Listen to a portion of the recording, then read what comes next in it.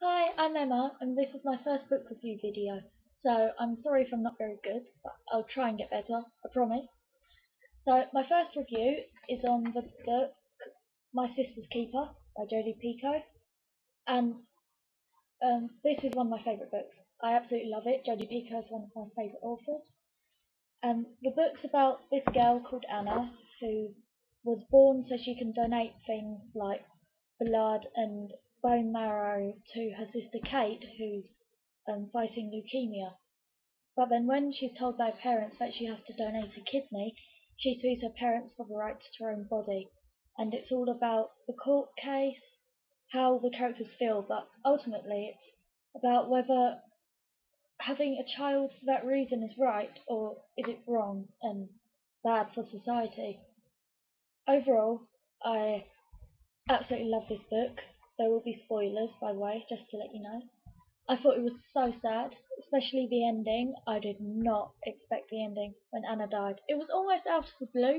Just 1 minute she's talking, and then the next minute she's dead. I thought, what? What?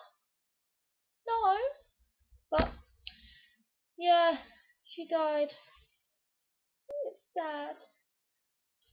Moving on from that, I loved how each chapter is told from a different point of view.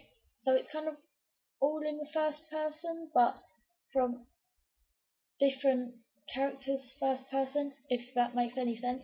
So one chapter will be Anna talking, and then the next chapter might be Kate, and the next will be actually I only think Kate talks in one chapter. But anyway, it'll be Anna, then it might be Jessie, then it might be Sarah who's talking. So you get to hear loads of different characters' points of view. But what I love about Jodi Picoult's writing is that she lets the reader come to her own decision about topics. She doesn't um, she doesn't try and influence the reader to think one thing. It's a completely unbiased book. You get to hear all different views about the subject, and then the reader's able to, well, I'm able to come to my own decision about what I think of the book, and I like that. I thought that was really good. Because sometimes you get books and it's almost like propaganda where they're going, no, this is wrong, this is the way it should be, and you just think, really? Well, I don't think that. So, but this book doesn't do that, so I'm really happy. I liked how at the beginning all the characters were introduced apart from Jessie, because in the book it's very clear that Jessie feels like an outsider. Because I know there's a bit where he says something like how Kate's the sick one, Anna's one who helps her, and but he's not part of this, so he feels like a complete outsider. And I just thought it was really good because you don't. It's almost like he's ignored by the whole family, and I felt so sorry for him in the book. Not as sorry as like Kate, but I did feel kind of sorry because he was basically ignored by his entire family, and I don't know. It's just sad. It's very sad. Um, I also loved how Jodi really did her research for the book. There's lots of scientific terminology that I really don't understand it, but it doesn't. It's not so much that you won't understand the book. You do get the gist of what's happening to Kate and to Anna and all the procedures that they've gone through, but it's and that it just shows that she didn't take the subject lightly. She really did her research. She really got stuck into the subject and took it seriously, and it makes it all the more real as well because, well, starters, you get to hear characters' perspectives, all the medical and scientific terminology. It really makes it feel personal and that it might actually exist rather than just characters that are stuck in a book and they use illness to make it sad. If that makes sense. It's not like that. It's got an actual purpose in the book, and I thought that was good. I really liked her research that she did.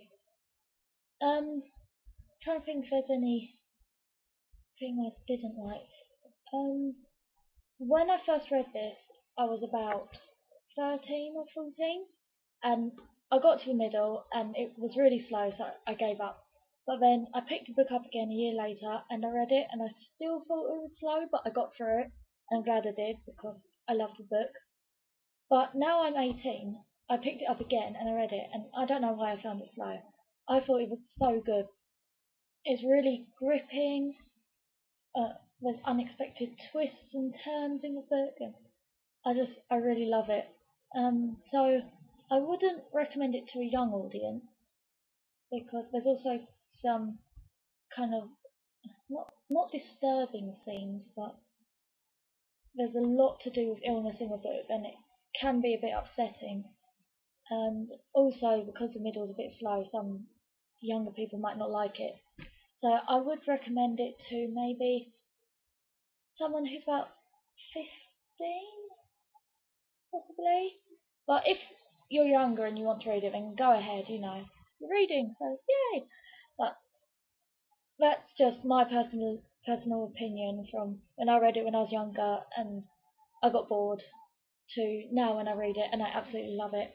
So I don't know if you can see from the pages, they're all like bent and creased from how much I've read it.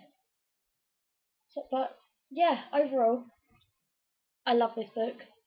I think Jodi Picoult is an amazing author. I've read so many of her books. Oh, that reminds me. What's your favourite Jodi Picoult book? Are you a fan of hers? Let me know in the comments.